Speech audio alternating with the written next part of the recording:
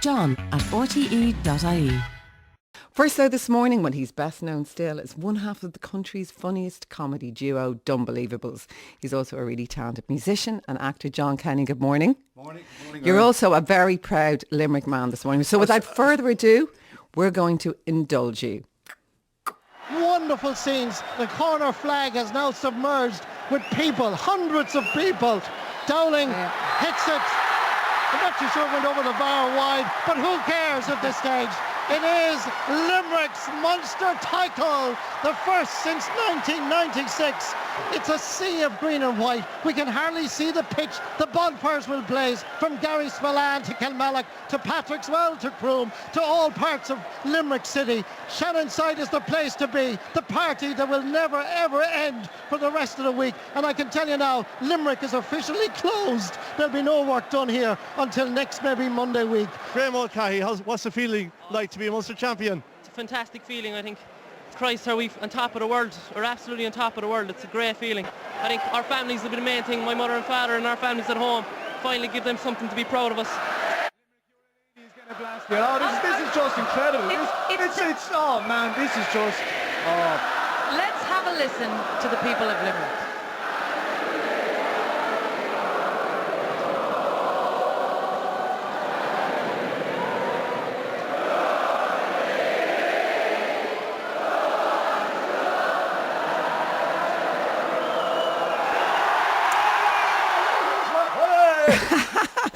I was waiting for that. That's still being sung, I'd say, you know. Yeah. They're still singing it. How happy are you? Well, it's kind of emotional. A lump in my throat yesterday, you know, and even you could hear Marty there, Marty Morrissey. Sure, Marty was even getting emotional, you know. So, yeah, it's fantastic because you see how much it means to people, and I suppose it's just time. I mean, everyone needs a lift at the moment, so it is beautiful for that sort of euphoria that because there's so much passion for the game, and as I said, someone like we've been kind of, you know, a bit unlucky down through the years, and we're sort of not used to winning. We're kind of used to not quite getting there. So, and we're very humble in defeat, I think. They're great sports people, you know, and so it's fantastic. It's great to get that result. It's great to come out on top. Why do you think it does matter so much, Jon? Well, it's funny because it's of all the things in the country, you know, they say we're kind of politically, like they say about Ireland, like, you know, there's politics at the grassroots and we're stuck in there, but definitely without a shadow of a doubt, like I suppose sport is one of the most amazing things we do in this country, you know. It's something that's it's nearly inherent, it's part of our psyche. I say it's a very deeper thing than actually sport, and there's an awful lot. It says an awful lot about ourselves, and when you see the game of hurling, a kind of an ancient game, I was watching it yesterday, and you just said the level of skill, the pace, the speed, it is not probably the best field sport in the world. Yeah. I mean, the speed, it's beautiful technique. To look at. We seem to take it for granted, and we seem to forget that these guys actually work for a living as well. And the level of skill and fitness, and, you know, I mean, hurling is just an absolutely a treasured game. It is one of the most beautiful games. Thanks be to God we still have it. And listen, you know, we're pretty competitive too. Was it sweeter, all the sweeter that you beat Cork? Well, there's a saying down in Limerick, you know, when the hay is saved and Cork bait, what more do you have to do? And somebody was slagging me during the week because they said, I suppose you'll be having the dinner at 8:30, because that was one of the lines from a sketch we wrote years ago about the back of the church, about these two guys heading off to a match. Okay. Which was always sort of a big tradition thing like that, you know, the day of a Munster final. The cows would be milked at 5:30 in the morning, the breakfast to be had at 6:30, and then you'd have the dinner at 8:30, and you'd be on the road to the match. Of course, transport was very slow in those days, you know what I mean? It could have been bikes or push cars or whatever you had, but this kind of romantic idea, the Munster final has a huge tradition. It's hard to believe it. And no, I think Munster hurling is something very, when you look at it, I mean, I suppose, Kerry, I suppose, God, they wouldn't know what a hurley is in Kerry. I don't know how we got the Kerry crowd out. But it's a loved game down there completely, and people are so passionate about it. And some of the players, I thought it was lovely when they were interviewed afterwards, were saying, you know, it's so important for even the new younger generation, for kids to see the fact that Limerick can win. In other words, it gives them hope to think they can do it too. Yeah. And there's always these cliches in sport, like we were there or thereabouts. You're kind of but that is sport, unfortunately. Like only one team can win, and like They've done so well, I suppose, you know what I mean, at times, and they've been there, thereabouts, not quite getting there. And there's a lot of luck in sport because it is a ball. Yeah. You know, things go wrong. You know, you can sit back and you need a little bit of luck as well as all that skill and all that passion and everything. So, Limerick, your milady, your Shannon Waters tears. I'm crying myself. No, keep now. going. No. Don't put anyone after breakfast now. It's hour of the morning, me. No, it was great, Jay. 17 years, I suppose, since the Munster final. 40 years since in All-Ireland. Do you think you can do it? Yeah, why not? But then again, I think Limerick people would be kind of, that's one thing about, they wouldn't be sort of saying, yeah, we're going to win the All. They're kind of cautiously, quietly optimistic in their own way. They wouldn't be they would hope to. Of course we'd love to win the All-Ireland. My God, wouldn't we love to win it? I think Kilkenny was the last time we were in a final. We met Kilkenny, and then we had that historic win when we thought we had won against Offaly. And the boys of the Pilkingtons, wherever they came out of, they're not even locals. I'd say that's not a local name, Pinkelton. The lads didn't. They turn. It was about 2 minutes to go, and Offaly turned around and just stole the game. We had it like, and so they're our last two memories. My last two memories of Croke Park, anyway. So hopefully they could be there this year. I hope it is. I hope it's for the lads and all and everyone involved in the team, because those memories are still very painful to you, John. You remember them? Painful indeed. Can't you see me? Well, it was because I was going to leave at the Offaly match. There was a friend of mine. We said, this is how to talk about being arrogant and confident. We said we'd get out before the rush, because we thought the lads had nothing to do, just go up and collect the Liam McCarthy, and that was it.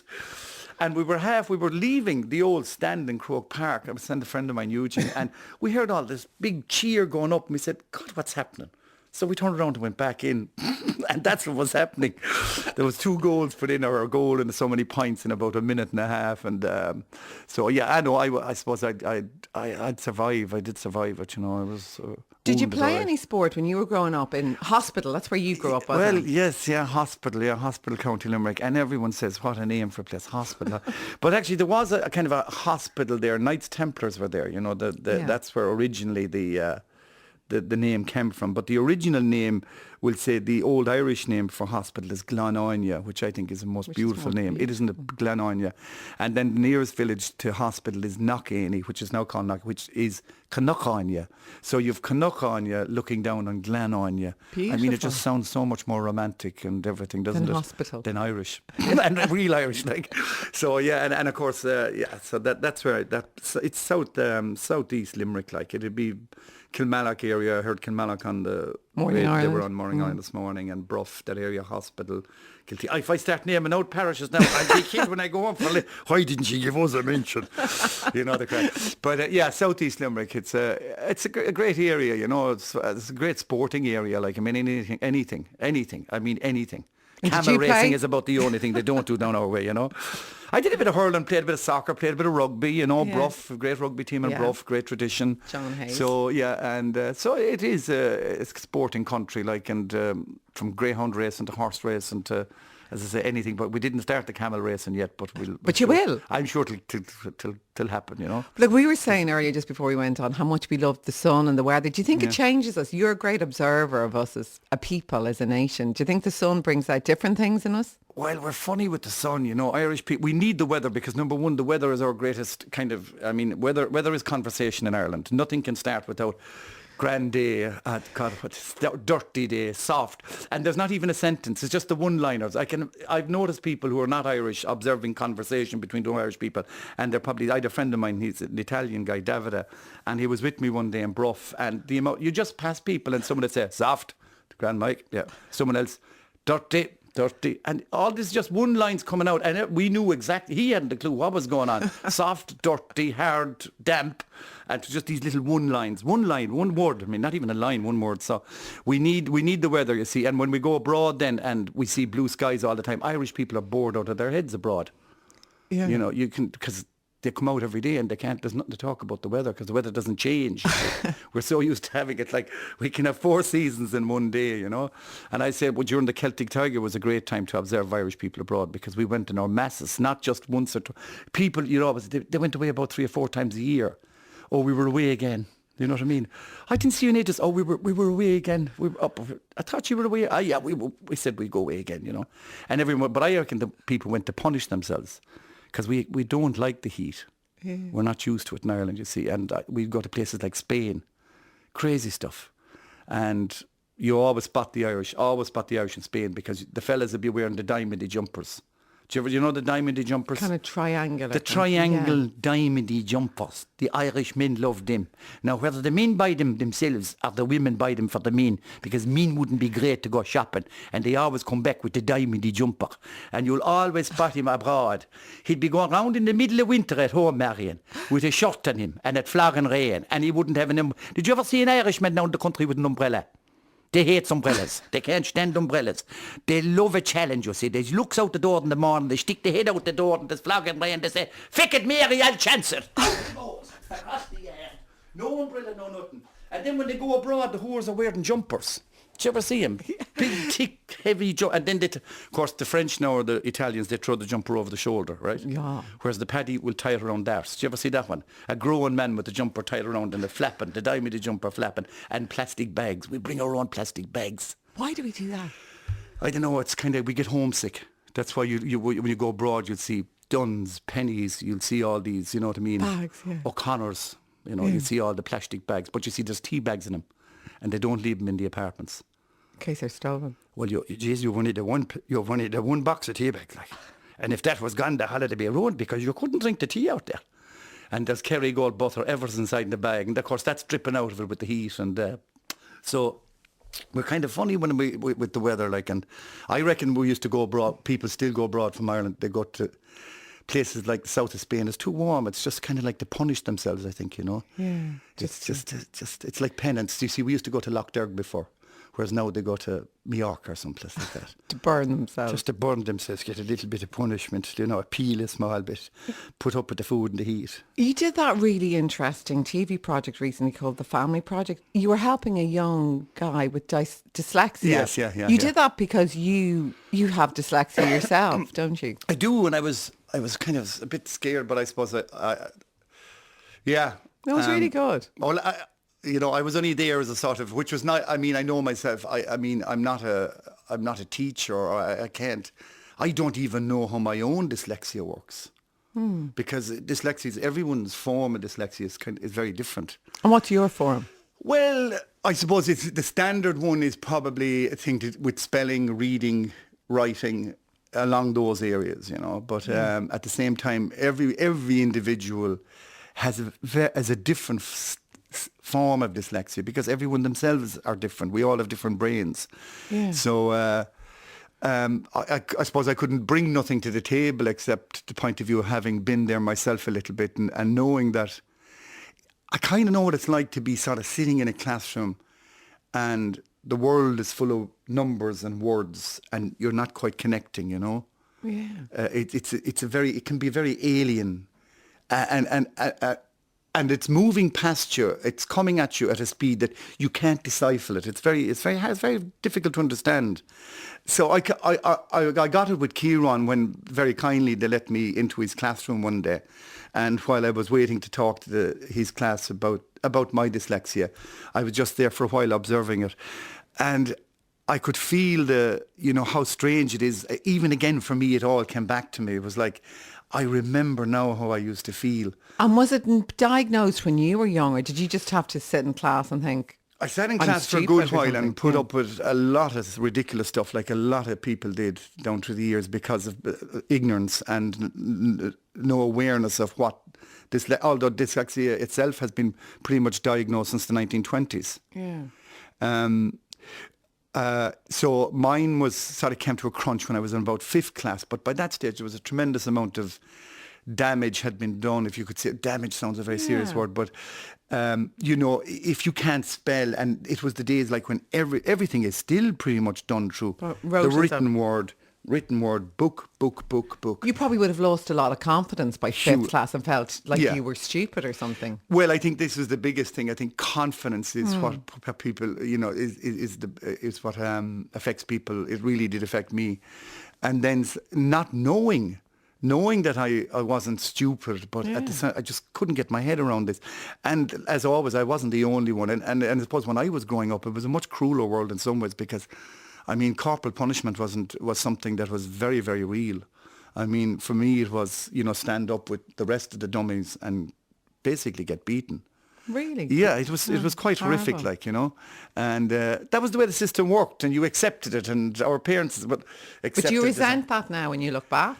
Yeah, I do resent it because I resented it at the time, because even then, back then, I knew myself that this was wrong. Yeah. It wasn't your fault. Yes, Yeah. this was wrong. Even no matter how hard I tried sometimes to learn whatever I had to learn, things would go blank in me when it came to and that is because my confidence had been taken as well, you see. So it was it was like an animal. It manifested itself, and it nearly got bigger and bigger and bigger. You know what I mean? The whole disability thing. It started out maybe there, but as time went on, because the way it was dealt with, the thing, it became a much bigger issue, I suppose, So did you become the funny guy then, almost, to compensate for that? I mean, how did you deal with it when you became a young adult man? Well, I think you find other things that I knew I could do, and I could do pretty well. I was quite good at sports. I ran a lot, and I used to train. I used to do cross-country running, and I did road running, and I was quite a good athlete. I played sports. Then I got interested in music, and I found music was very easy for me. And then I used to like to paint and draw. So there was a whole other world that I actually knew that I was actually achieving things at. That, you know you what I were mean? good at. That I was good at. Yeah. And I was always good at English because I could write poetry, but I couldn't spell. And I could put words together, but it was all, I'm very visual. I'm still very visual. Like, I actually think in a very visual way. And I think a lot of dyslexics do as well. That I stand back and I see something, and like when I came in here this morning too, I was talking about the studio here, and I said, I love the space, because up here the control room was like being at the stand in a match, and you were like down here there was this visual thing. I was playing on the pitch. You were on the pitch, you're performing, you're down here performing, they're observing, they're watching and controlling, and I was visualising. That's what it meant to me, like it was a visual thing, and... You're on the pitch with me now. I'm on the pitch with you now, and are you full back? Where Yes, are you? Jesus, you keep moving around the place. Lad, she's in and out, she's up and down. She won't hold her position, lads. I don't know how we giving her run out at all. How's she holding her position down here at all? She's hopping from one thing to the next. She's on the television 1 minute, she's on the radio the next. She can't, I tell you something now, if we don't settle down and stay in the one position now, Marion, it's your last shot now, I tell you. You have to prove yourself. You have the talent. You can do it. There's no one doubting We that. can win. But you can just have to slow down and take it easy. But yes. You had, everyone knows, obviously, you had your cancer diagnosis, you got it treated, you got better, but you had a bad side effect of that treatment, didn't you, which affected your heart? Yeah. Tell me about that. Well, I kind of don't like going on. I suppose I don't like talking about me illness that much, because there's so many other people going, probably, you're talking about it. I don't know. Yeah, I had a little bit, but I was very lucky once again, because my heart muscle was damaged from my treatment, and is that the chemotherapy or the radiotherapy? Well, I would imagine radiation. Fine, yeah, right. yeah, and probably I as far as I know, it was the radiation. Fine. I mean, do you get answers? Fine. I cured you, but I didn't damage you. So it had been damaged for a long time. So I'd forgotten completely about it, and there was a few things, but I wasn't thinking, get on with life, get going. And about 2 years ago, I was on a walk with Jon on the radio program. Myself and Pat were doing one of the walks.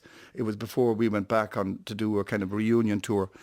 And we went out to Upper Church, and by Jay, we hadn't even gone up the side of the hill, and I was just absolutely exhausted. Yeah. And I didn't realise at the time I was actually going through heart failure. And I went through the whole tour. I think there was 80-something dates, one after another, going through heart failure. But did you not feel dreadful? Wrecked. I couldn't even walk up the stairs at home when I got back from the shows to go to bed. Madness. But are you very lucky you didn't actually have some kind of a major heart attack? Yes, I am. Yeah, I am. Yeah. And it was very good, because it's like everything else, When I was after, I knew there was something really wrong with me, but I said, look, we'll wait till after the tour, typical male putting it off. Yeah. Although I'm not that bad now, in fairness. But so when I went, the heart muscle was damaged. But the good news was, I went to one particular medicine man, I call him. He told me I'd never work again, cash in the pension. So that was my first diagnosis. Then I went back to my crew here who treated me for my cancer. Yeah. And they said, this is brilliant news, because your heart muscle has been damaged for the last 10 years and it hasn't been working. And by doing this, rather than putting in a stent or give you a bypass, we probably might get some blood back into this section of muscle of your heart and it's working again. So did you have a bypass? I did, yeah. What, is that like a double? I know, double. I only went for the double. Only a I didn't double. go for the triple. Like, I wouldn't like to do a Kilkenny on it, like when it comes down to hurling terms now, you know what I mean? I had a double, yeah, and it was great and it's good. And would you believe, I kind of got younger because... You look really healthy. My heart muscle had been damaged for 10 years, right? I'd forgotten about it, get on with life. So you end up getting heart failure, double bypass, and now my heart is back where it should have been 10 years ago. Yeah. So I'm actually physically 10 years younger than I was. Yeah, which is great in a way. It's a bonus. It's kind of madness, isn't it? You can't get your head around it. I mean, it's a bit daft, you know, but I actually am. My heart is better now than it was 10 years ago. And do you feel like a completely different person physically? I'm like a new man, Marion. Yeah, well, Did you look at me? Look at my eyes. Look into my eyes. The lovely blue eyes. Do you look at them now? Mine now. Look at it. And they're beaming. They are beaming, actually. They are, yeah. They're beautiful. We're kind of good. I suppose the head, you know, I think, you know, it's a bit... my wife says I can be kind of a typical performer, like, you know, a bit temperamental at times, and because we go through awful highs, I think, you know, that's the thing about, you get awful excited about new things or creating new things, and your head is in that buzz or that space, and you're enjoying your work so much because you love your work, and then you can actually get down at times if you like, work is like a drug to some extent. I know I was a workaholic one time where I just did nothing but do shows 6-7 nights a week. Now I don't do that anymore, but I'm still very much involved, and I like to do plays and I like to do my shows on my own. But you go like that. So I think the head is a great place, you know, if you control that, for me. But a lot of performers are like that. I found, I've interviewed, like they say they need the big highs to perform, but then they do crash. Yeah, sure. It's obvious if you're up at this level, which is kind of, it's unnatural probably, maybe not unless you're in Zen all the time in that space, you know. So are you difficult to live with? Oh, no, I'm not really, actually. Besides it all, I'm not too bad. She's still with me. She's still with me. But it is very true. I think that your well-being is as much to do with, do you know, what's going on in your head as well when you're in a happy place, when you're in a good place, you know. That's the most important thing, isn't it? Gets you through most things. It is, of course. Feeling good is, you know, feeling good is something, you know. It's the old Bobby McGee song, feeling good was easier. But there's a lot of truth in it. Feeling good is very important for just well-being, you know. And probably also because you have been through quite a lot of illness and survived it, maybe it makes life sweeter or not? Yeah, sometimes it does. Sometimes it can make you feel a little bit... I was only talking to a lady I knew, and she just got over cancer, and we were sitting down and we were chatting about it, and sometimes there's a sense of guilt. Explain that. Well, I think it's sometimes because you've gone through something yourself and you've come out the other end of it, not all, but sometimes people don't. Like survivor's guilt. Yeah. And I was talking to her about it because someone we knew had passed away from cancer. And the both of us were expressing that same emotion of like how awkward we felt about the whole thing, you know, how she did as well, you know, and it is, you know, it's great, it is good, it's fantastic. And then other times you just feel, you know, you say like, why, like, you know, you do. And I think most people having survived something like that, you know, can feel like that at times. It can make you, you know, it affects you. It still affects you a lot, like, you know. Not with regards to sympathy for the person that's gone, but some more to do with yourself. It sounds a bit selfish, but it's a hurt, an internal kind of, you don't sit easy with you, you know. It's a kind of a guilt thing, I suppose, yeah. That's really interesting. But not all the time, you know, but it's there, you know. Yeah. But, yeah. It's really interesting. You're heading out on your own show now called Magmell. Tell me about this. Magmell is wonderful, beautiful, powerful. I think it's uplifting. It's going to be a beautiful show because there's beautiful people involved in it. We got together with Benny McCarthy, who's from Ring in County Waterford, the box player, Conn O'Grada from West Cork, who's a flute player, Des Dillon, who's an artist, and myself. And we've all known one another, and Benny and Conn wanted to do something different with traditional music. They wanted to see could we do something with traditional music that was different. Yeah. So we've used, it's all traditional music very much, and all composed, nearly 99% of the music is original. I think all of it is original, composed by Connell and the rest of the musicians. And there's a narrative to the traditional music. It's physical as well, in a sense. It's a physical theatre show where we tell the story basically of the Ban Fassa, the Cailleach, we'll say based on the mythology. And the Ban Fassa is there in her space, which is around us all.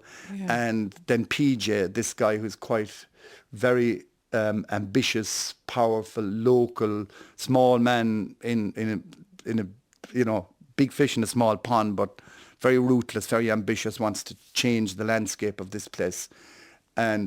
But he's there for a reason. He doesn't know it because he's in this magical place. And that's what Magmell means. Magmell is an ancient Irish name. It means plains of joy. Great. So it's music and singing and puppetry. And physical theatre. It's been great fun trying to get the musicians to move. They might be able to play, but they can't feckin' dance, I'll tell you that much. And you've so many dates, right? But they'll be on your own website, aren't they? They will be up on the Magmell website, and we open in Limerick with some previews, and then we're doing Brew, we're doing Kerry, we're doing Glore. We're just going to, it's kind of a work in progress because I think the whole show is going to develop. It's very beautiful. There's a lot of beautiful puppetry in it as well. Great. It's very strong imagery and it's magical because there's a beauty in it, and there's a sort of there is a redemption for PJ. Even the musicians, it's a story of the musicians as well, how they have sort of lost their way through the likes of celebrity and fame, and whereas just the joy of music is the most important thing. The beauty of the land of where we live is the most very simplistic story. Sounds great, though, but very beautiful, Lots of lovely texts about you. Can't read them all. I'll go in. No, well, read them out. Good to hear, John. I always get a smile. Wait, he's a gent. That's from Paul on the M1. That's not your mother, John. Thanks, Paul. I went to see Jon Kenny perform a multitude of characters brilliantly in a two-man performance of Under Milk Wood. When I first saw the two actors were going to perform all parts, including the narrator, my heart sank, but it lifted quickly as John and his fellow actor carried the rhythm and dialogue flawlessly. What an incredibly talented man. The tears are rolling down my face. John is so funny. I can't keep reading them all. They're not all from your mother, John. Best of luck with your new tour. Magmell, yes. Yeah. Magmell. And thanks a million for coming in this morning. I wish you the very best of luck. Thanks, Miriam. Thank you. John at rte.ie